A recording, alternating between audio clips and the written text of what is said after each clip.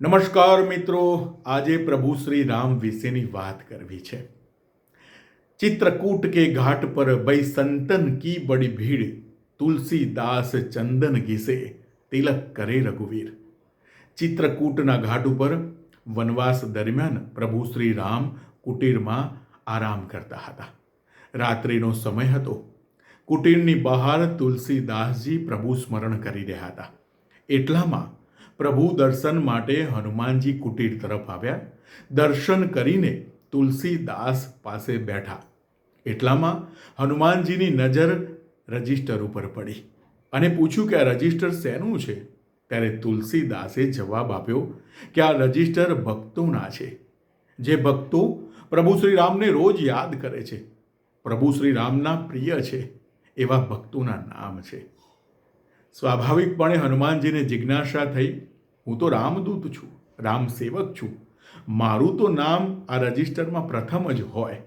Register ખોલીને જોયું તો હનુમાનજીનું નામ ક્યાંય જોવા ન મળે, એટલે મનોમન દુઃખી થયા, મનોમન દુભાયા। આ જોઈને તુલસીદાસજીએ જવાબ આપ્યો, હનુમાનજી, તમને દુઃખી થવાની જરૂર નથી, દુભાવવાની જરૂર નથી। પ્રભુ શ્રી રામનું બીજું રજિસ્ટર છે।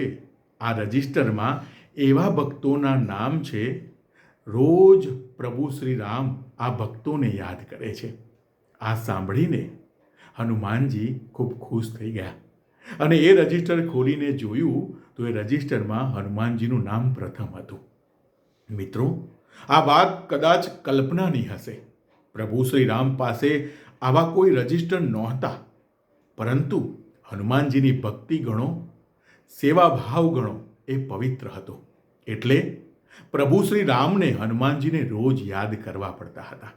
સાચું ને? આપણી ભક્તિ કદાચ સહજ હશે, વ્યવહારિક હશે, એટલે આપણે પ્રભુને રોજ યાદ કરવા પડે છે, પરંતુ ભક્ત તો હનુમાન હતા, જેને પ્રભુ પોતે યાદ કરતા હતા। સાચું ને? આપણી ભક્તિ કેવી છે? પવિત્ર છે કે વ્યવહારિક છે? સમજવાની જરૂર છે। જય શ્રી રામ।